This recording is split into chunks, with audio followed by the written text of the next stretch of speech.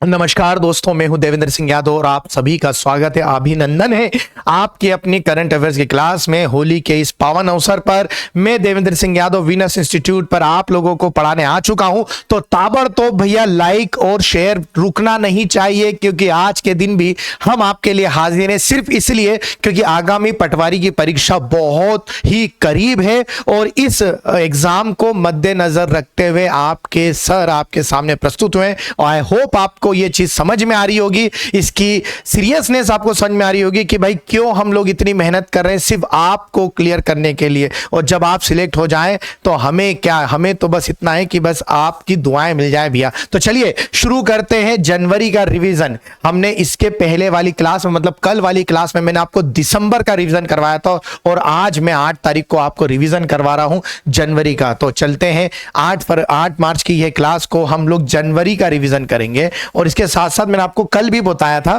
कि कल भी मैंने आपको क्या करा था कि हमने वो क्वेश्चंस को ऐड कर दिया जो हमारे आप करी में आए। तो हम ये ध्यान में रख रहे हैं कि पटवारी पैटर्न में क्या हो सकता है। क्लास मतलब इस हिसाब से बनाइए कि पटवारी में आपको इस तरह के क्वेश्चन आएंगे। तो आज भी मैं आपको, जैसे मैंने कल पढ़ाया था, आपके इंटरनेशनल 4-5 क्वेश्चन होंगे, मध्य प्रदेश के 4-5 क्वेश्चन होंगे। क्वेश्चन आज भी 25 होंगे। बहुत इत्मीनान से देखेंगे, अंत तक बने रहेंगे, लाइक एंड शेयर करते रहना, रुकना नहीं है, ठीक है। दिल से आपसे बोल रहा हूं। चलिए शुरू करते हैं। मेहनत करिए तो रंग लाएगी, आप पीछे मत हटिएगा। ये हमारी सारी सोशल नेटवर्किंग साइट से सब कुछ आपका देखा हुआ सपना सपना ही रह जाएगा जब तक आप उसे पूरा करने के लिए मेहनत ना करो। बिना मेहनत के तो सपना सपना ही रहता। और वैसे भी मैं अपने लक्ष्य को कभी भी सपना नहीं बोलता, मैं तो कहता हूं भैया जुनून बना लो। जुनून क्या बना लो? जुनून बना लो। मैं आपको कहता हूं कि भाई पढ़ाई को आप क्या बना लो? जुनून। जैसे मुझे अगर पटवारी बनना है तो पटवारी का क्या कर लो आप? जुनून बना लो। इतना जुनून कर लो अपने साथ। देखो क्या जुनूनियत जो होती है ना, शौक जुनून ऐसे कर लोगे ना। जैसे आप कैसे कोई गेम खेलते हो तो गेम में आप कैसे फट से भाई कि नहीं हमको तो पार करना है, वैसे जुनून बना लीजिए, शौक बना लीजिए। पढ़ाई को शौक बना लोगे, इंटरेस्ट से पढ़ोगे। और क्या इंटरेस्ट आएगा फिर आप देखिए। बर्डन बना के, बोझ से नहीं पढ़ना है। बोझ यहां रख के पढ़ाई का, फिर पढ़ाई नहीं होती। चॉइस आपकी ऐसी होनी चाहिए यार मुझे शौक है पढ़ने का, मुझे शौक है, जुनून है मेरा पढ़ाई, बस वो आप करते रहिए, हो जाएगा। चलिए अंतरराष्ट्रीय खबरें। पहले अंतरराष्ट्रीय खबरें होंगी, पैटर्न वही है पर नंबर ऑफ क्वेश्चंस मैंने बढ़ा दिए। तियांगोंग चर्चा में रहा है। क्वेश्चन बहुत अच्छे से पढ़िएगा। Watch is Tiangong being discussed recently. ठीक है। चीनी रोवर, अंतरिक्ष स्टेशन, उपग्रह, भेदी मिसाइल या रोबोट है? जल्दी बताओ क्या है ये दोस्तों, क्या है ये, किस प्रकार का है ये, जल्दी बताइए। हम देखते हैं कि चीनी रोवर है, अंतरिक्ष स्टेशन है, उपग्रह भेदी मिसाइल है या रोबोट है, ह्यूमैनॉइड रोबोट। ठीक है। तो आपको याद रखना है भाई ये क्या है, एक स्पेस स्टेशन है, अंतरिक्ष स्टेशन है। चीन ने बनाया भैया, ये चीन का अंतरिक्ष स्टेशन है। ये क्या है? चीन का अंतरिक्ष स्टेशन। ठीक है। ये है तियांगोंग। क्या नाम है बेटा? तियांगोंग आपको है, चीन का अंतरिक्ष स्टेशन, इनको तियांगोंग। अच्छा, अमेरिका, यूएसए, रूस के बाद चीन विश्व का तीसरा देश बन गया है। 3 देश है जिनके अंतरिक्ष में स्टेशन है। देखिए अंतरिक्ष में लोग सैटेलाइट लगाते हैं वहां तक, ठीक है। तीसरा, चीन विश्व का तीसरा देश है। इन तीनों देश के क्या है हो गए, अब अंतरिक्ष में स्टेशन है। फिलिंग वगैरह करना रहता है तो यहीं पर रिपेयरिंग फिरिंग ये हो सकती है आपका। तो चीन ऐसा पहला देश बन गया जिसका मतलब एशिया का पहला कहा जाएगा, क्योंकि रूस को हम लोग यूरोप में काउंट है, और विश्व का तीसरा, ये आपको याद रखना है, बहुत है। अच्छा, लोअर अर्थ ऑर्बिट पर, LEO लोअर अर्थ ऑर्बिट पर काम करेगा। मतलब 350 से लेकर 450 किलोमीटर के बीच में स्थापित होता है। 350 किलोमीटर से लेकर 450 किलोमीटर सरफेस के बीच में ये स्थापित होगा। तो आपको याद रखना है कि 350 से 450 के बीच में ये स्थापित होगा। आपको याद रखना तियांगोंग बहुत अच्छे से याद है, चीन का अंतरिक्ष स्टेशन है। ठीक है। और ये चीन ऐसा करने वाला तीसरा देश बना है। पहला अमेरिका, दूसरा रूस और तीसरा ये। ब्रिटिश इंडियन आर्मी, देखिए ब्रिटिश इंडियन आर्मी का नया स्मारक कहां बनाया गया? देखिए यार ये गजब चीज है, ब्रिटिश इंडियन आर्मी का नया स्मारक कहाँ बना गया। देखिए वर्ल्ड वॉर फर्स्ट चला था बेटा 1914 से लेकर 1919 में, और वर्ल्ड वॉर सेकंड चला था 1939 से लेकर 1945। दोनों में ही भारतीय सेनाओं को पहुंचाया गया था। पहले वाले में जो भारतीय सेना की संख्या थी वो थी 11 लाख, और दूसरे वाले में 25 लाख के आसपास। मतलब इतने लोग वहां जाके बेचारे अपने जान हथेली पे, वो भी ब्रिटिश इंडिया की तरफ से, भारत की तरफ से ब्रिटिश इंडिया की तरफ। तो इनके लिए स्मारक बनाने का पहले भी सोच लेना चाहिए था। चलिए पर देर आए तो सही। कहाँ बना है बेटा? ग्लासगो। कहाँ बना है? ग्लासगो। और ये ग्लासगो कहाँ आता है? स्कॉटलैंड में। कहाँ आता है बेटा? स्कॉटलैंड में। अब स्कॉटलैंड ग्रेट ब्रिटेन का भी भाग है और यूनाइटेड किंगडम का भी भाग है। ग्लासगो, ये आपको याद रखना है, क्या आएगा? ग्लासगो। अब आपको स्कॉटलैंड की बात बताएं। स्कॉटलैंड की राजधानी आपको बता दूं, ये है जाग्रेब। मगर सबसे बड़ा शहर यही है, स्कॉटलैंड का सबसे बड़ा शहर ग्लासगो ही है, ये आपको याद रखना है। ग्लासगो, यहां पर गेम्स भी होते, कॉमनवेल्थ गेम्स भी, तो ग्लासगो सबसे बड़ा शहर है। मगर राजधानी स्कॉटलैंड की क्या है? जाग्रेब, ये आपको याद रखना है। जोरान करके यहाँ के प्रेसिडेंट है, मैं यहाँ कहीं लिख देता हूं, ठीक है। स्कॉटलैंड के प्रेसिडेंट है जोरान, चंद्र बिंदु लगेगा, जोरान। मिलानोविक करके हैं, देख लेना आपने, मिलानोविक। तो अब याद रखना है कि ब्रिटिश इंडियन आर्मी को सम्मान अब दिया जा रहा है, पहले भी देना चाहिए था। हमारे यहाँ के लोग बहुत सारे, इसलिए तो आपको मालूम है जब इतने सारे लोग गए थे ना, तो 1911 से 1921 में जो हमारी जनसंख्या का ग्राफ था वो नेगेटिव चले गया था। इतने सारे लोग यहाँ से गए थे, 11 लाख बहुत ज्यादा होते हैं भाई, बहुत ज्यादा लोगों ने। और कहते हैं कि करोड़ों की संख्या में पहले और दूसरे वर्ल्ड वॉर में लोग मरे थे, और दोनों में ही आपने देखा कि हमारे भारत के लोग थे, ठीक है। हाल ही में यूरोजोन में शामिल होने वाला 20वां देश बना।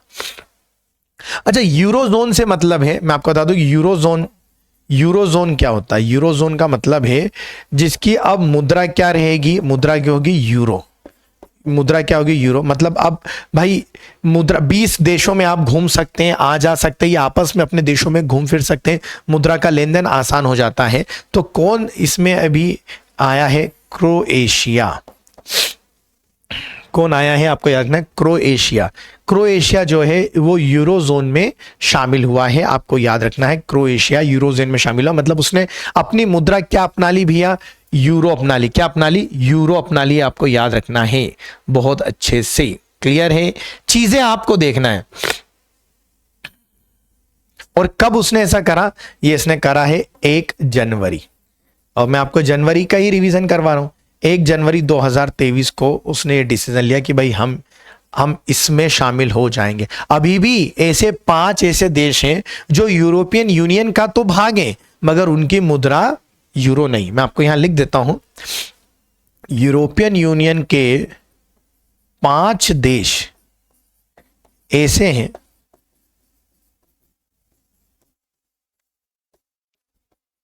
जिनकी मुद्रा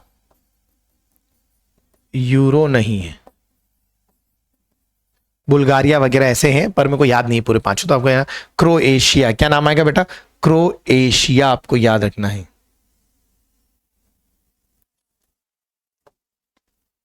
नहीं यार, ये इसकी जाग्रेब नहीं है, इसकी राजधानी है इसकी राजधानी एडिनबरा, सॉरी एडिनबरा, ये आपको याद रखना है। इसकी राजधानी, एक्सट्रीमली सॉरी, इसकी राजधानी एडिनबरा। स्कॉटलैंड की राजधानी एडिनबरा, मैंने इधर का उधर कर दिया। और यहां आएगा इसकी राजधानी है जाग्रेब। क्रोएशिया की है जाग्रेब, इसकी राजधानी है ना, ये थोड़ा सा याद रखना। इसकी राजधानी है, ये याद रख लेना। इसकी राजधानी, स्कॉटलैंड की राजधानी है एडिनबरा। क्या नाम है? एडिनबरा। स्कॉटलैंड की राजधानी है, जो ग्रेट ब्रिटेन का भी भाग है और यूनाइटेड किंगडम का भी। ब्रिटिश आर्मी का यहां पर बन रहा है। और क्रोएशिया का जो है जाग्रेब, राजधानी जाग्रेब है। और क्रोएशिया, आपको याद है क्रोएशिया अभी सेमीफाइनल, वर्ल्ड कप के सेमीफाइनल में हारा था, और पिछली बार ये फाइनल खेला था। पिछली बार ये बेचारा फाइनल खेला था और फाइनल हारा था फ्रांस से। और इस बार ये सेमीफाइनल खेला था अर्जेंटीना से और सेमीफाइनल हारा था। हाइड्रोजन संचालित ट्रेन शुरू करने वाला एशिया का पहला और दुनिया का दूसरा देश कौन सा बन गया? देखो कितनी बड़ी बात है, हाइड्रोजन संचालित करने वाला ट्रेन। अगर आप मेरे लेक्चर्स देखते हैं तो आपको मालूम होना चाहिए कि मैंने सबसे पहले बता दें कि विश्व में कहाँ हाइड्रोजन ट्रेन चली है। जर्मनी विश्व का पहला ऐसा देश था, पहला देश जहां पर हाइड्रोजन से ट्रेन चलाई है। अब विश्व का सेकंड और एशिया का पहला कौन बनेगा भैया? चीन। कौन बनेगा? चीन बनेगा। कौन बनेगा? यस, चीन बनेगा। लाइक और शेयर चलते चलना चाहिए। चीन विश्व का दूसरा और एशिया का पहला, आपको याद रखना है बहुत अच्छे से। अगर मैं बात करूं कि भारत में हाइड्रोजन की बस, अगर मैं भारत में बात करूं तो भारत में हाइड्रोजन से चलने वाली बस हमने पुणे में बना ली। कहां बना ली? पुणे में। आपको याद रखना, पुणे में हमने बस बना ली भैया, हाइड्रोजन चलने वाली जो है वो बस बना ली है। ठीक है, आपको याद रखना है, ये आपको याद रखना है कि हमने हाइड्रोजन से चलने वाली पूर्ण रूप से क्या बना ली है? बस बना ली है। वो कहाँ में? पुणे में। और अभी अगर सही रहा तो मद्रास के चेन्नई में हम लोग, मद्रास के जो IIT मद्रास है चेन्नई में, हम लोग अब हाइड्रोजन से चलने वाली बस का भी निर्माण करेंगे। ठीक है, सॉरी मतलब बाइक का भी। अब जल्द ही भारत जल्द ही क्या लेके आने वाला है? एक बाइक लेके आने वाला है जो कैसे चलेगी? हाइड्रोजन से। होंडा क्लेम कर रहा है, होंडा हमसे पहले क्लेम कर रहा है कि वो भी करेगा ऐसा। तो विश्व में पहली जो ट्रेन चली थी हाइड्रोजन की वो जर्मनी में चली थी, सेकंड जो है चीन में चली। भारत क्या लेके आया? पुणे में हाइड्रोजन बस। ठीक है, और इलेक्ट्रॉनिक डबल डेकर मुंबई, ये भी याद रखना, इलेक्ट्रॉनिक डबल डेकर कहां चलिए? मुंबई में चलिए। कौन सा देश voice of the global south summit की मेजबानी करेगा? ठीक है, which country will host the voice of the global south summit? ठीक है, ऑस्ट्रेलिया, अमेरिका, भारत या चीन? Voice of the global south summit, ये बहुत बड़ी बात है भैया। ग्लोबल साउथ समिट की अध्यक्षता कौन कर रहा है? भारत में। ठीक है, और इसकी जानकारी हमारे विदेश सचिव ने दी है। विदेश सचिव ने बताया कि भारत करेगा, वर्चुअली होगी ये। विनय साहब, कौन है हमारे? विनेश क्वाट्रा करके हैं, इनका सरनेम कुछ अजीब है। विनय, इन्होंने बताया कि भारत करेगा। और ये कहां हुई? ये हो चुके मतलब 12 से 13 जनवरी को, है ना। और ये वर्चुअल हुई है, ये वर्चुअल मीटिंग थी। आपको रखना है voice of the global south summit. ठीक है, इसमें वर्चुअली कितने देशों ने भाग लिया? 100 देशों ने भाग लिया। कितने देश इसमें वर्चुअली मिले? 100 देशों ने भाग लिया। और ऑब्वियसली फिर मोदी जी हैं, उन्होंने ही कंडक्ट करवाया था। तो ये आपका विदेश सचिव विनय जी ने बताया कि भारत ने voice of the global south summit किसने कराया? ये आपको याद रखना है, भारत अध्यक्षता, मतलब भारत ने मेजबानी, होस्टिंग भारत ने करी है। तो चलिए, अब पटवारी पैटर्न पे तो हमने अंतरराष्ट्रीय 4 ही रखे हैं, उसके बाद हम लेके आए भारत के करंट अफेयर्स। तो बहुत ध्यान से पढ़ेंगे, हो सकता है 15 मार्च से जो पेपर की शुरुआत हो रही है उसमें हमारे यहाँ के क्वेश्चन काफी फंस जाए। नशा मुक्त अभियान किस मंत्रालय का है? नशा मुक्त अभियान किस मंत्रालय का है? खेल मंत्रालय, सामाजिक न्याय और अधिकारिता मंत्रालय, महिला बाल विकास मंत्रालय या गृह मंत्रालय? जल्दी, ministry of social justice and empowerment, ministry of women child development, ministry of home affairs या मिनिस्ट्री ऑफ स्पोर्ट्स? जल्दी बताइए क्या आंसर होना चाहिए, है ना। आपको बता दूं, ये शुरुआत की गई थी बेटा सामाजिक एवं न्यायिक अधिकारिक मंत्रालय, आपको याद है, सामाजिक एवं न्याय अधिकारिता मंत्रालय के द्वारा शुरू किया गया नशा मुक्त भारत अभियान। अब ये ऐसा नहीं है, ये पूरे भारत के, ठीक है, लगभग 372 जिलों में शुरू हुआ है। कितने? 372 जिलों में शुरू करा है। और अगर आपको बता दूं कि विश्व नशा मुक्ति दिवस अगर आपसे पूछ ले कि यार कब मनाया जाता है, विश्व नशा मुक्ति दिवस कब मनाते हैं, तो 26 जून को मनाते हैं। कब मनाते हैं? 26 जून को। और अगर आपसे पूछा जाए कि भारत में सबसे ज्यादा नशा करने वाला राज्य कौन सा है, अगर पूछा जाए, मैं यहां लिख देता हूं, भारत में सबसे ज्यादा नशा कौन करता है? देखिए, 2 प्रकार के नशे होते हैं, एक तो शराब वाला शराब वाले नशे में नंबर 1 है छत्तीसगढ़। यू डोंट बिलीव, लोगों को लगता पंजाब होगा, नहीं, शराब वाले नशे में छत्तीसगढ़ है। और अन्य में, अन्य मतलब हीरोइन, कोकीन, गांजा वांजा ये सब पीने में कौन है भैया? पंजाबी आ गए। पंजाब अन्य नशों में नंबर 1 है। मतलब शराब तो वो पीता ही है, मगर उनसे ज्यादा शराब घटक जाते हैं छत्तीसगढ़िया। मतलब गजब नहीं हो रहा है? लोगों को लगता है कि शराब पीने में पंजाबियों को तोड़ने, तो भैया पंजाबी आप वहम में जी रहे हैं। छत्तीसगढ़ियों को देखिए, सबसे ज्यादा शराब की खपत पूरे भारत में किसी राज्य के द्वारा होती है तो शराब की उस छत्तीसगढ़ करता है। और बहुत जा, फिर इसके बाद आंध्र प्रदेश का नंबर आता है। मध्य प्रदेश नहीं है इसमें टॉप 5 में, अच्छी बात है वो। नशा मुक्त अभियान 26 जून, ठीक है। नशा परिवार का भी नाश करता है और आपके संबंधों का भी नाश करता है, तो बुरी चीज है, ना कहे। राष्ट्रीय गंगा परिषद, राष्ट्रीय गंगा परिषद की बैठक की अध्यक्षता किसने करी? देखिए, गंगा परिषद की बैठक पीयूष गोयल, अमित शाह, नरेंद्र मोदी या इनमें से कोई नहीं। राष्ट्रीय गंगा परिषद, पहले तो जब दिमाग में आता है कि सर राष्ट्रीय गंगा परिषद बनी कब, मालूम है? ये बनी थी 2016 में। कब बनी थी? 2016 में। और इसको हमेशा जब भी कमेटी होगी, जब तक ये पीएम रहेंगे, नरेंद्र मोदी जी यही कंडक्ट करेंगे, क्योंकि यही लेके आए थे नमामि गंगे। क्या लेके आया था बेटा? नमामि गंगे। कब? 2014 में। गंगा को पवित्र नदी का दर्जा मिला था 2008 में। और गंगा डॉल्फिन, गंगा डॉल्फिन जो है, गंगा डॉल्फिन को जलीय पशु घोषित किया गया था 2009 में। क्या घोषित करा गया था? राष्ट्रीय जलीय जीव, ठीक है। तो राष्ट्रीय जलीय जीव घोषित करा था 2009 में। शुरुआत करते हैं कि गंगा की सफाई की शुरुआत कब से हुई, अगर ये पूछा जाए तो। अगर गंगा सफाई की बात करेंगे तो बेटा इसकी सफाई की शुरुआत हुई, गंगा सफाई की शुरुआत हुई है 1985 से, राजीव गांधी। इसका श्रेय जाता है राजीव गांधी जी को। गंगा भारत की सबसे पवित्र नदी मानी जाती है। इसकी लंबाई है 25 किलोमीटर, आपको याद रखना है। गंगा गोमुख से निकलती है। गंगोत्री जगह का नाम है, गोमुख बोलू, गंगोत्री बोलू, ये ग्लेशियर है जो उत्तराखंड में आता है। फिर गंगा अपने पहाड़ों से निकलकर मैदानों में आती है। जैसी मैदानों में आती है ये इसका पाठ बढ़ जाता है। उत्तर प्रदेश, बिहार से होते हुए, ठीक है, ये वेस्ट बंगाल, झारखंड में प्रवेश करते हुए बंगाल की खाड़ी में गिर जाती है। जब ये बंगाल की खाड़ी में गिरती है तो बांग्लादेश से भी होके हो जाती है। तो इसकी मुख्य धारा बांग्लादेश में पद्मा के नाम से जानी जाती है।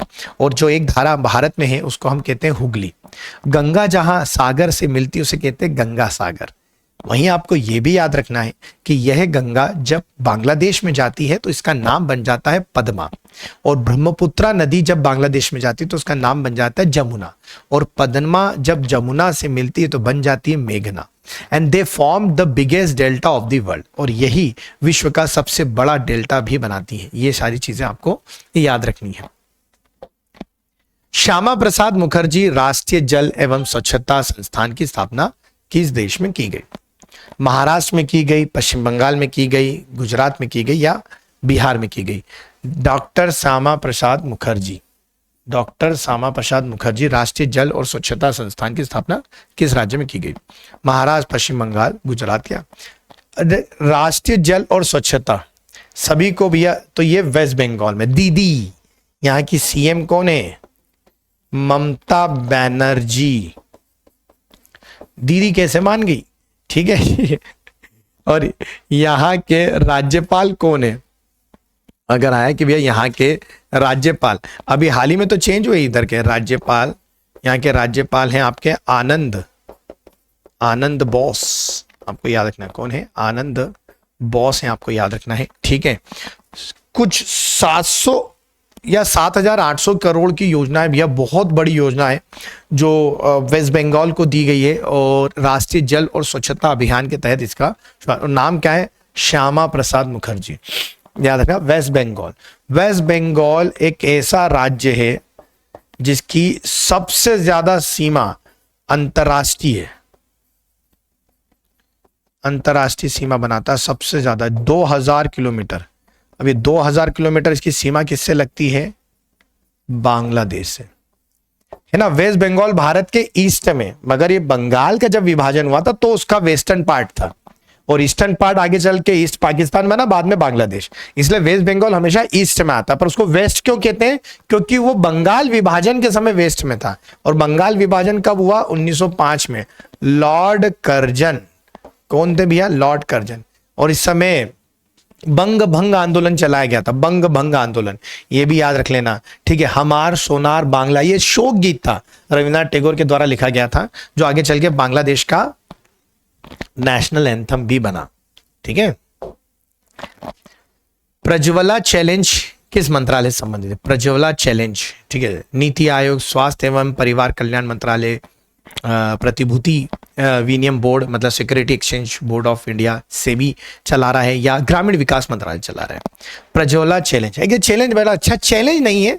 इसमें आपको क्या करना है, आप अगर कोई भी विचार लाते हैं, आपको विचार देना, आप you have to give an idea, ठीक है। क्या करना है, आपको एक आइडिया देना। सुनना जरा ध्यान से, ऐसी क्वेश्चन याद नहीं होते जो हम डिटेल देते हैं, उससे क्वेश्चन याद होते हैं।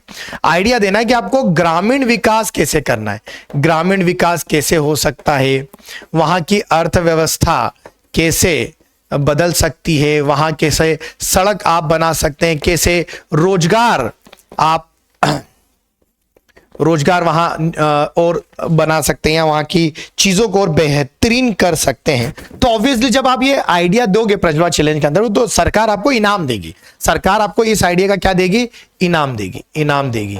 तो ऑब्वियसली फिर ये किससे जुड़ा है? ग्रामीण विकास मंत्रालय, रूरल डेवलपमेंट से जुड़ा है। और आप लोगों के लिए बड़े अच्छे से फटाक से मैंने लिख के बता दिए कि ग्रामीण मंत्रालय के मंत्री कौन है, मतलब ये आपको केंद्र के भी मुझे बताना है कमेंट करके, और राज्य के भी, मतलब मध्य प्रदेश के। अब अपन अपने राज्य के भी लिख सकते हो कि मध्य प्रदेश के ग्रामीण विकास मंत्री कौन है और केंद्र के ग्रामीण विकास मंत्री कौन है। फटाफट आप लोगों को मुझे कमेंट करके बताना है। चलिए जल्दी जल्दी करके कमेंट करिए, और शेयरिंग और लाइकिंग रुकना नहीं चाहिए। रेल मंत्रालय ने किस वर्ष तक कार्बन तटस्थ बनने के लिए 5 आयामी योजना की रूपरेखा तैयार करी? कहा है कि भाई रेल ने क्या कहा कि मैं कार्बन इमिशन 0 कर दूंगा। रेल ने क्या कहा कि कार्बन इमिशन 0 कर देंगे। कब तक? और भारत कब तक कर देगा अपने देश से? भारत ने तो कहा कि हम तो 2070 तक करेंगे, 2070 तक हम कार्बन 0 कर देंगे। रेल ने कब तक कहा है कि 2030 तक। तुम बोले क्या करेंगे, तो बोले वो अपन सारा काम इलेक्ट्रॉनिक कर देंगे।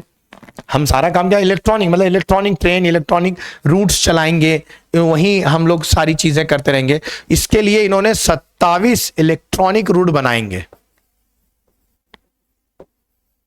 27 इलेक्ट्रॉनिक रूट बनाएंगे, ये आपको याद रखना है। और यही रूट में, और 27 ग्रीन फील्ड बोलते हैं इसको। ये इलेक्ट्रॉनिक रूट को क्या बोलेंगे ये लोग? Green field. ये आपको याद रखना है, क्या बोलेंगे? Green field. ये भी आपको चीज याद रखना है, ग्रीन फील्ड कहा जाएगा। हम लोग अब इलेक्ट्रॉनिक चीजें दौड़ाएंगे इधर, ठीक है। पूर्ण इलेक्ट्रॉनिक वाहन लेके आएंगे हमारे। और किसने कहा है? अश्विनी वैष्णव।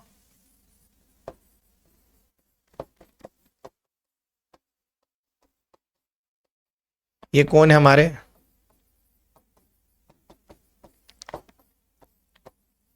ये रेल मंत्री अश्विनी वैष्णव। क्या है? ये तो रेल मंत्री, आपको याद रखना है बहुत अच्छे से चीजें, ठीक है, याद रखिएगा।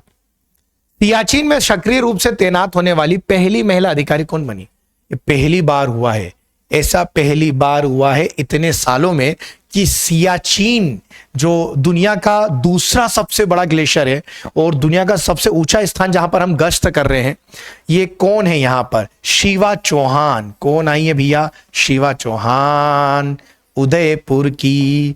कहाँ की? अपनी राजस्थानी बाला हैं, और सल्यूट है भैया इनको। -56 डिग्री सेल्सियस चलता है। कितना चलता है? -56 डिग्री सेल्सियस में तैनाती देंगी। कितना ऊंचाई है? 15,600 फीट के ऊपर पोस्ट पर अब हमारी वहां की महिला जाके निगरानी करेगी। ये आपको याद रखना है। सियाचिन से हम काराकोरम पास की रक्षा करते हैं, सियाचिन से हम काराकोरम पास की रक्षा करते हैं। ये अगर आपको याद रखना होगा कि हम किसकी रक्षा कर रहे हैं? काराकोरम पास की रक्षा करते हैं। काराकोरम पास, अब ये हमारे पास नहीं है, ये चाइना के पास चले गया, मगर यहीं से वो चाइना और बाकी के लोगों को आगे अंदर कर देते हैं। इंट्रूडर्स इधर से आते हैं। 1984 से हम इस सियाचिन को नहीं छोड़ रहे। 5 करोड़ खर्चा लगता है दिन का, खाना पहुंचाने से लेकर सारी सुविधाएं देने तक। जितने लोग जाते हैं यूनिट में, 16-17 लोग रहते हैं, 1 महीने की यूनिट होती है शायद 1 मिनट की, उसके बाद जब आते तो पूरे नहीं आते, क्योंकि एक आदि कोई ना कोई शांत हो जाता है। इतनी दिक्कतों में भी हम लोग वहां बने हुए हैं सियाचिन में। जितनी तारीफ निकले कम पड़ जाएंगी, जितने शब्द निकले हमारी भारतीय रक्षा सेना के लिए उतने कम पड़े, चाहे आर्मी हो, नेवी हो, ठीक है, एयरबेस हो, कुछ भी हो। हम किसकी बात करें, सब यार they are doing their job extremely well, ठीक है। हम इतना कर सकते हैं कि अगर वो भारत की रक्षा कर रहे हैं, हम अपना जॉब बहुत ईमानदारी से करें, तो हम भी भारत की रक्षा में कुछ ना कुछ सहयोग तो दे ही देंगे। शिवा चौहान, उदयपुर के इस बाला को बहुत बहुत नमन। एशिया प्रशांत डाक संघ महासचिव किसे नियुक्त किया गया? ये ऐसे ही क्वेश्चन आते हैं, ये ऐसे ही आया था, ये आबकारी का क्वेश्चन है। एशिया प्रशांत डाक संघ का महासचिव किसे है? Who is the general secretary of Asian Pacific postal union. अब दिमाग में ये आता है कि सर ये ऐसे भी संगठन पूछे जाते हैं, हमने तो पढ़े नहीं। एशियन पैसिफिक पोस्टल, हाँ भाई पूछे गए थे, इसकी भी डिटेल लिख लो। 17 मार्च 1981 को बना था। हेडक्वार्टर इसका बैंकॉक में है। कहाँ इसका हेडक्वार्टर? बैंकॉक में। पोस्टल है एशियन पोस्टल, पैसिफिक पोस्टल है। तो अनिल कुमार, विनय प्रकाश, संतोष, कौन बना इसमें से? या गंजी? तो बने हैं विनय प्रकाश सिंह। कौन बने हैं? विनय प्रकाश सिंह। ये क्वेश्चन आया था, रैंडमली है, स्टैटिक का भी बाप हो गया ये कि एशिया प्रशांत डाक संघ किसे बना गया। करंट में भी कुछ बहुत दूर चले गए ये, डॉक्टर विनय प्रकाश सिंह। तो आई होप अगर आप मेरा लेक्चर देख रहे हैं, लाइक कर रहे हैं, शेयर कर रहे हैं, क्वेश्चंस का लेवल अच्छा लग रहा है, तो आप सुबह की करंट अफेयर्स की क्लास के डाटा को बहुत ध्यान में रख के पढ़ते चलेंगे भैया। और कमेंट भी करेंगे कितना फंसता आपके उसमें। किस राज्य के सीएम ने इंडियन लाइब्रेरी कांग्रेस का उद्घाटन किया था? Indian library congress, Orissa, Tamil Nadu, Karnataka, Kerala. Kerala क्या आएगा दोस्तों? केरल। केरल के सीएम कौन है? पिनराई विजयन।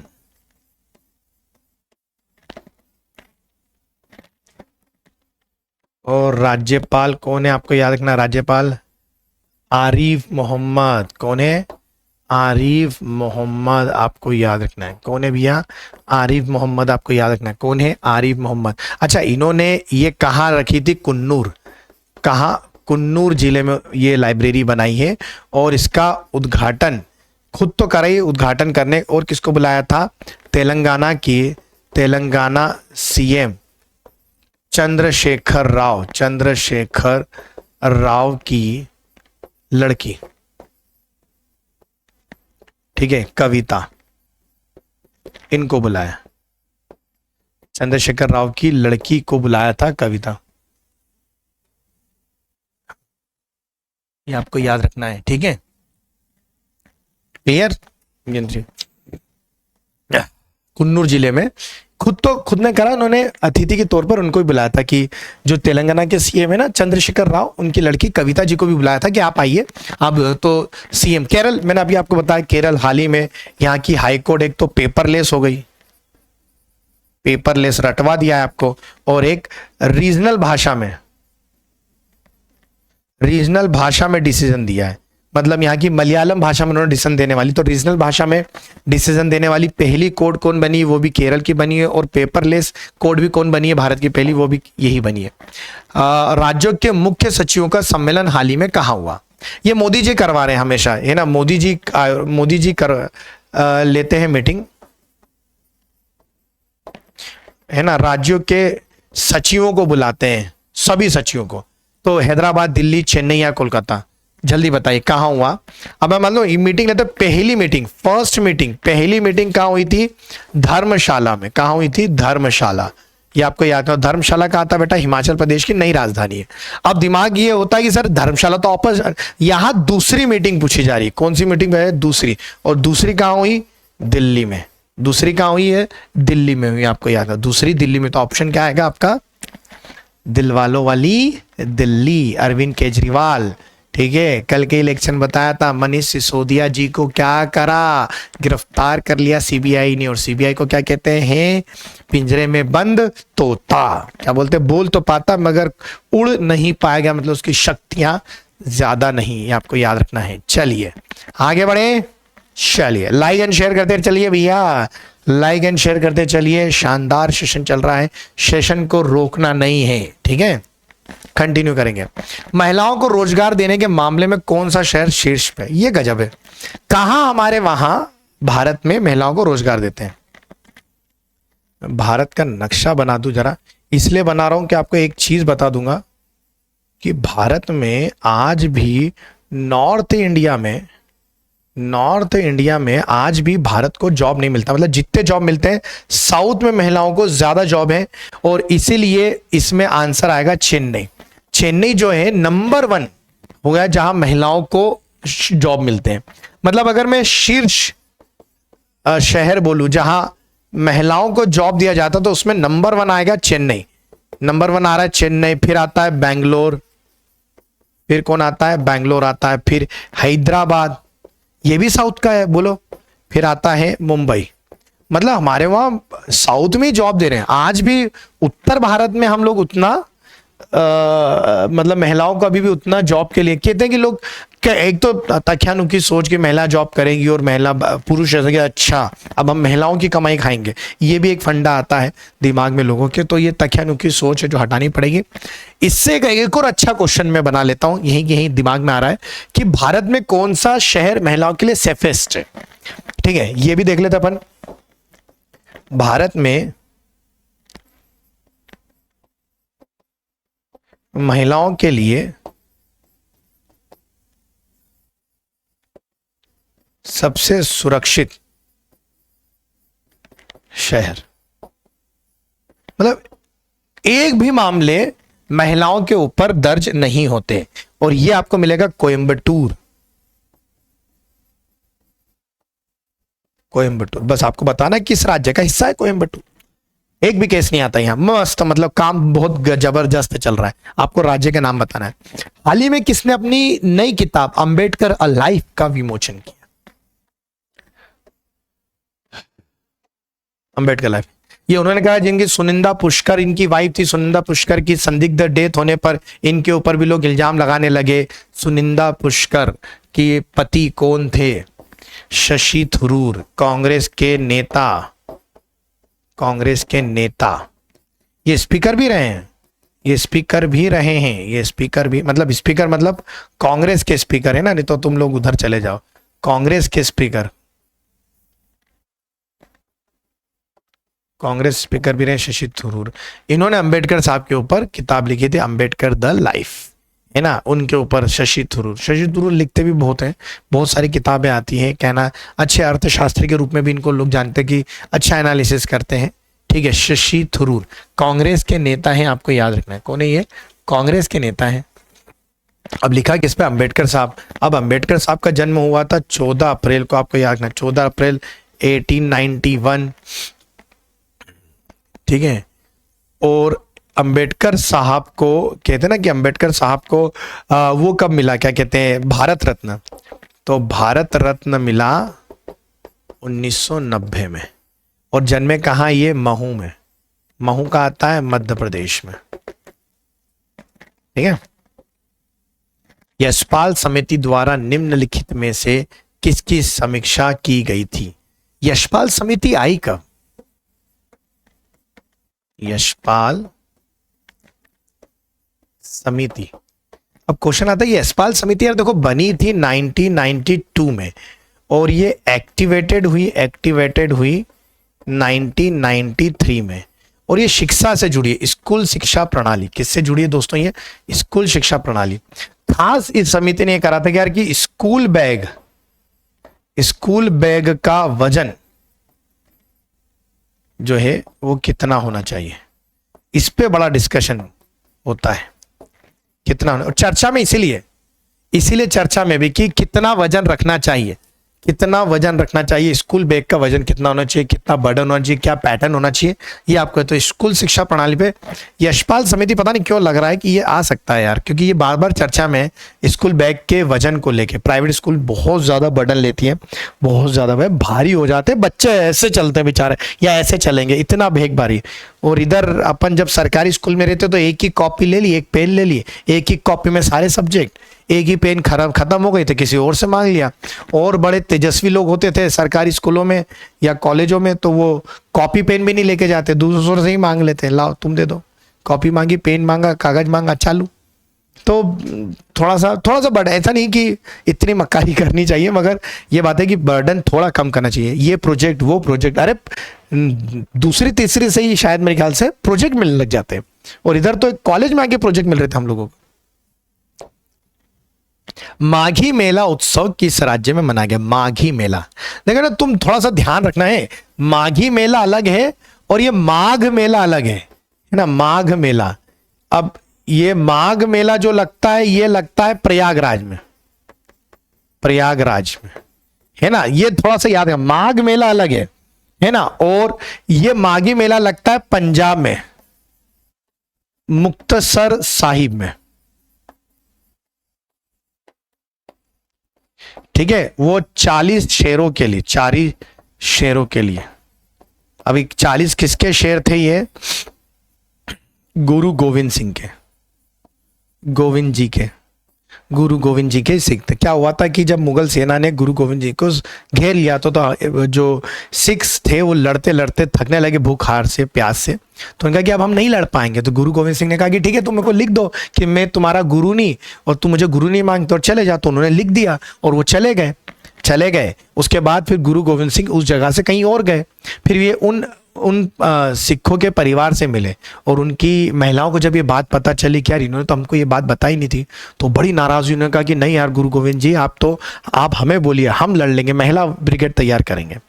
फिर उनको बुरा लगा जो घर चले गए थे कि यार हमारी महिलाएं कह रही है गोविंद साहब जी को कि हम लड़ लेंगे, हमने अच्छा काम नहीं करा था। फिर वो दोबारा लड़ते हैं मुगल सेना से, एकदम शेरों की तरह लड़ते हैं, और उन 40 में से 39 जो है ना वो मारे जाते हैं। उन्हीं की याद में ये माघी मेला लगता है। कहानी आपको सुनना है, एक बार वो छोड़ के चले जाते हैं, फिर दोबारा लड़ते हैं, और फिर 40 में से 39 मारे जाते हैं। तो उन्हीं शेरों के लिए मुक्तसर साहिब में, पंजाब में माघी मेला लगता है। और माघ मेला इधर, ये प्रयागराज में, ये यूपी। ये दोनों का अंतर आप समझना भाई, है ना। दोनों के अंतर में माघी मेला जो है वो अलग लगता है। माघी मेला वो पंजाब में लगता है, अमृतसर मुक्तसर साहिब में। और गुरु गोविंद जी 10वें गुरु थे ना। इन्होंने ही गुरु ग्रंथ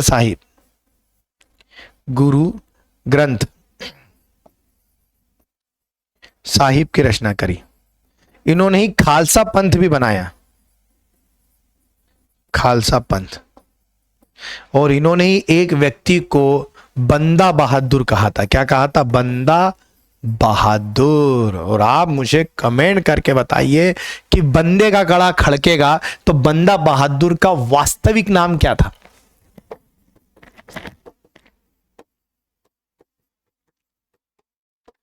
बंदा बहादुर का वास्तविक। 4 पुत्र थे गुरु गोविंद सिंह के। 2 तो बेचारे लड़ाई में, बेचारे तो नहीं, 2 ब्रेवरी बोल देंगे हम, 2 योद्धा के तौर पे लड़ते हुए युद्ध में मारे गए। और 2 जो थे, 2 बहुत छोटे थे और उनको जिंदा चुनवा दिया गया था दीवार में, ठीक है। तो जोरावर सिंह नाम आता है, आपको याद है? तो ये थोड़ा सा याद रखिए। जल्लीकट्टू 2023 समारोह किस राज्य में शुरू हुआ? अभी है क्या जल्ली और कट्टू, है ना, ये बहुत फेमस है जो पोंगल त्योहार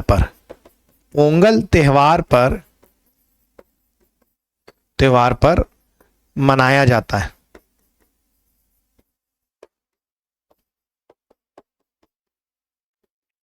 ठीक है, पोंगल त्योहार पे मनाया जाता है, और इसको मनाया जाता है तमिलनाडु में। और कहा? मदुरई जिला, ठीक है। बैलों को मनुष्य से लड़ाया जाता है, ठीक है, पोंगल मदुरई में। जल्लीकट्टू, दे फाइंड इट, कहते हैं कि बैलों की पूजा करके फिर उनको दौड़ाते हैं और उनके आगे ये दौड़ते हैं, उनके ऊपर बैल निकल जाते हैं, तो थोड़ा सा बहुत ज़्यादा खतरनाक भी दिखता है। पर जल्लीकट्टू बहुत फेमस है, आपको याद रखना है। मदुरई जिले में होता है, तमिलनाडु, और पोंगल त्योहार पर मनाया जाता है। ये थोड़ा सा याद रख लीजिएगा। तमिलनाडु के सीएम आपको बता दें स्टालिन, राजधानी चेन्नई, ठीक है। चलिए लाइक और शेयर करते चलिए, रुकना नहीं है, दोस्तों रुकना तो बिल्कुल भी नहीं है, कमेंट करते चलना है।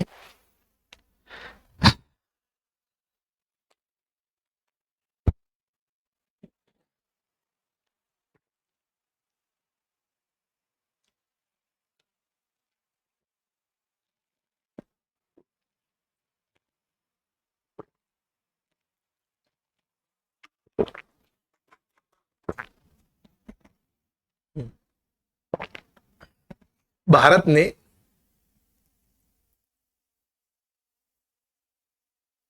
किस देश को पेंटावेलेंट टीके दान करने की घोषणा करी? कि भारत किस देश को पेंटावेलेंट टीके दान करने की घोषणा कर रहा है?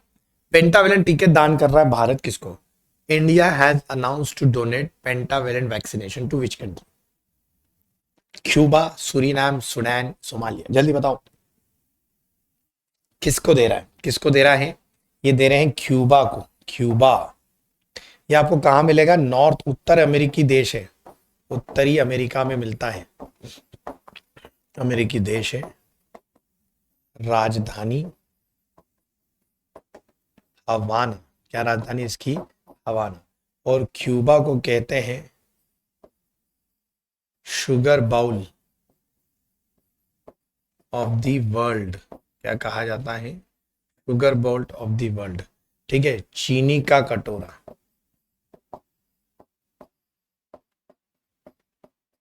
क्यूबा बहुत अच्छे से पेंटावेलेंट दान कर रहे हैं अपन इनको, पेंटावेलेंट टीके दे रहे हैं, ये याद रखना है। कितने टीके दे रहे हैं? पेंटावेलेंट टीके इनके ऊपर दान कर रहे हैं भैया हम। कितनी खुराक देंगे अपन? 12,500 खुराक पहुंचा रहे हैं, एक दो भी नहीं। ठीक है, तो भैया इनको तो मिगुएल डियाज जी को तो भैया हमारे चरण दबाने चाहिए। ये कौन है? राष्ट्रपति यहाँ के, मिगुएल डियाज। पूरा नाम मेरे को याद नहीं आ रहा, मिगुएल डियाज, कैमल फैमल करके हैं कुछ, कैमल वेमल करके, याद रख लीजिएगा। चलते हैं पटवारी से पूछे जाने वाले कुछ ऐसे प्रश्न जो मध्य प्रदेश के आने की संभावना है, हम बिल्कुल भी नहीं छोड़ रहे भाई। ये बात जरूर है कि उन्होंने आबकारी में पटवारी मतलब आबकारी पैटर्न में उन्होंने मध्य प्रदेश को नहीं लिया, पर इक्का दुक्का हो सकता है उनका जमीर जाग जाए, तो हमको तो छोड़ना नहीं। हो सकता है ज्यादा भी पूछ ले, पर हम तो हमारा काम करेंगे, हमें मध्य प्रदेश भी पढ़ना है, तो हम मध्य प्रदेश के भी क्वेश्चंस करते चलेंगे। मध्य प्रदेश के किस जिले की पहचान एक गन्ना एक उत्पाद के रूप में बनी है? नरसिंहपुर, नर्मदापुरम, जबलपुर या बैतूल? किसके उसमें ऐसी पहचान बनी है? एक जिला एक उत्पाद, ऐसा होना चाहिए। अभी देखिए, अब तो मैं लिख सकता हूं कि हमारे वहां जिलों की संख्या 53। मऊगंज, मऊगंज जो है वो नया बना है 4 तहसील के साथ में। मऊगंज किससे अलग हो गया? रीवा से अलग हो गया। तो अभी इसका तो एक गन्ना एक मतलब एक, तो ये नरसिंहपुर, नरसिंहपुर में बेटा आपको याद रखना है गन्ना भी है और दाल भी इसका। कई जगह फोटो में दाल भी डाला, कई जगह गन्ना। नर्मदापुरम पर्यटन, बैतूल में आपको सागौन, सागौन की लकड़ियों के लिए,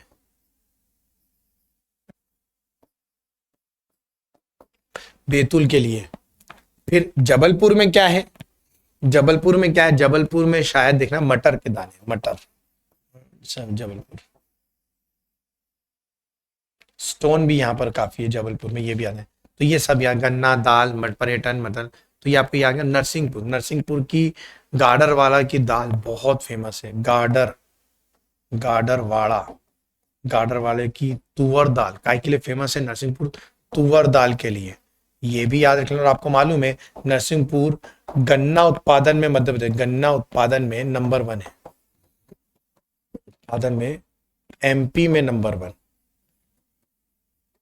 एमपी में क्या है? नंबर 1 है। ये भी आपको याद रखना है बहुत अच्छे से। अगला देखते हैं कि मध्य प्रदेश की ई विवेचना ऐप का संबंध किन निम्न में से किससे है?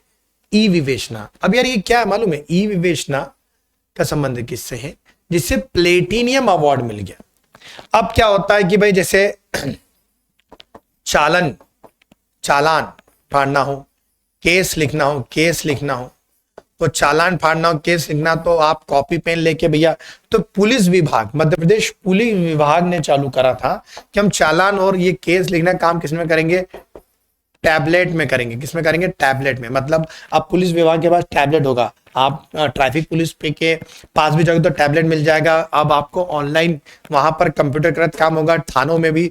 तो पूर्ण रूप से ई विवेचना ऐप जो थी, एक ऐप थी, इसमें ऑनलाइन मतलब पेपर की जगह,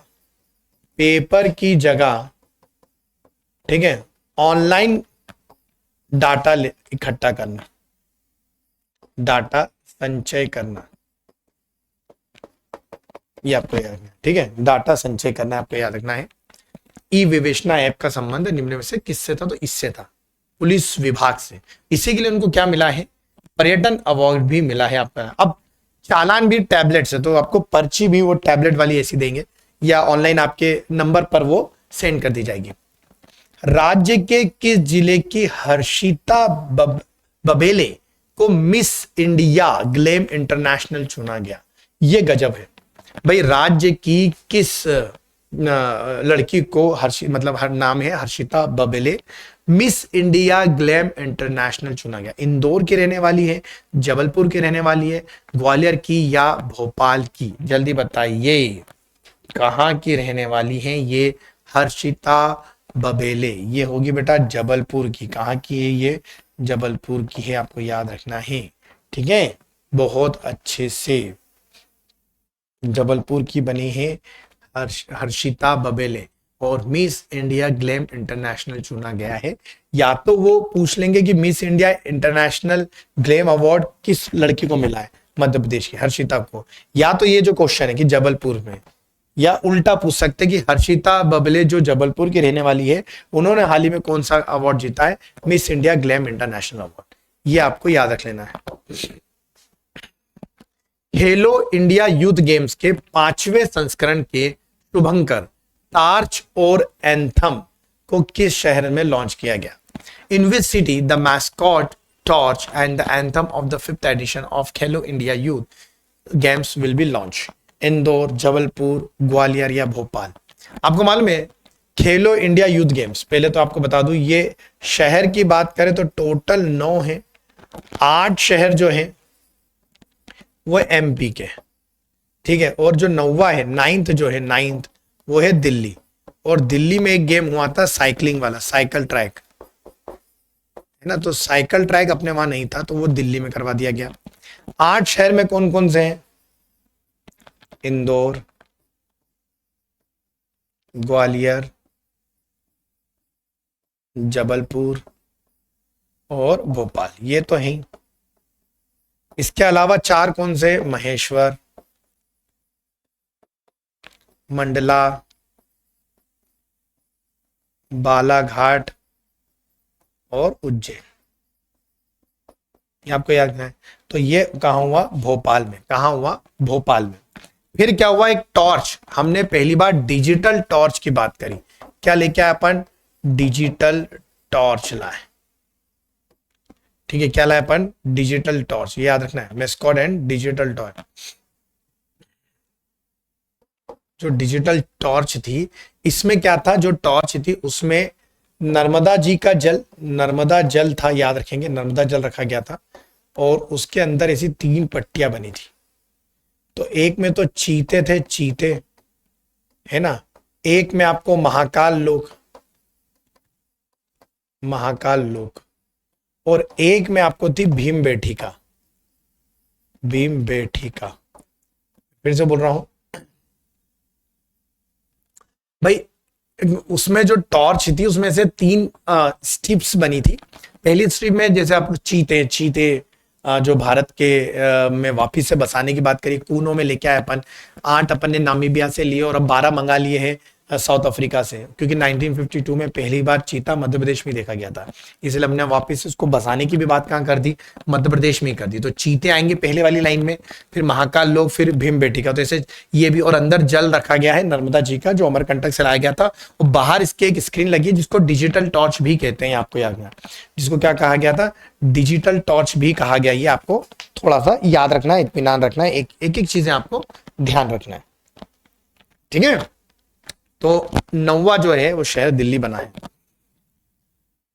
9 जनवरी 2023 को 17वें प्रवासी भारतीय दिवस सम्मेलन का शुभारंभ किसने करा?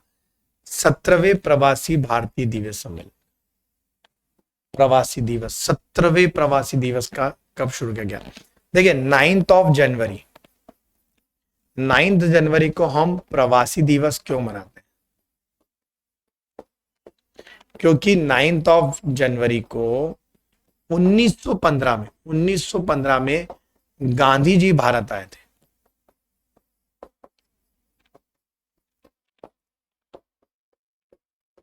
अफ्रीका से कहाँ आए थे? ये भारत आए, अफ्रीका से भारत आए थे। आपके ओम बिड़ला, नरेंद्र मोदी, द्रौपदी जी या शिवराज, इसमें बहुत कंफ्यूज होते हैं कि ये लगाए या ये लगाए। आपको लगाना है मोदी जी। अब इसका आयोजन कहाँ हुआ था वो भी सुन लीजिए। इसका आयोजन हुआ था इंदौर में। कहाँ आयोजन हुआ था? इंदौर में।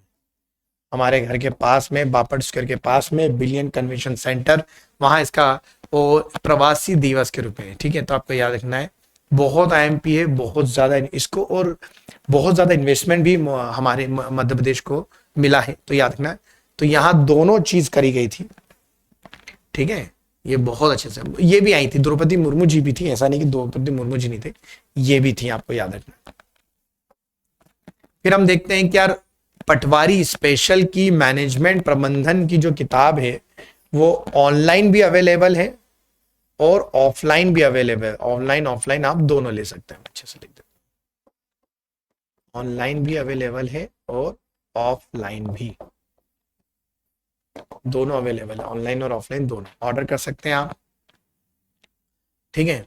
ई मैगजीन आ चुकी है, तो मैंने शायद लास्ट लेक्चर में भी बताया था आपको कि ई मैगजीन आ चुकी है। आपके ई मैगजीन जो है वो आ चुकी है, तो ई मैगजीन आपको याद रखना है, ठीक है।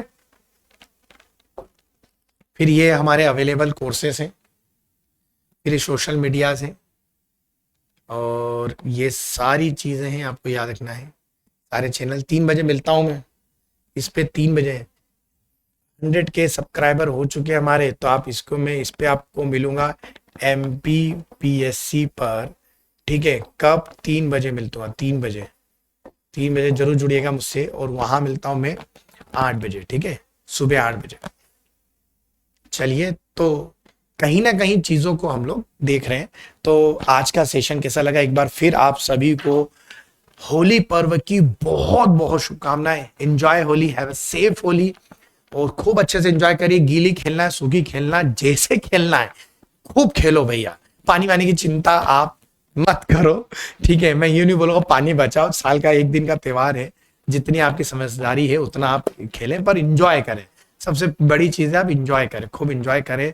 फुल ऑन जुबिलेंट त्योहार है, बहुत पसंदीदा त्योहार है। इंजॉय करें, अपनों के साथ रहें, समय दें उन्हें, ठीक है। और आज के लिए इतना ही। तो this is Devendra Singh Yadav signing out today. कल मिलते हैं आप लोगों से इसी समय सुबह 8 बजे। जय हिंद, जय भारत।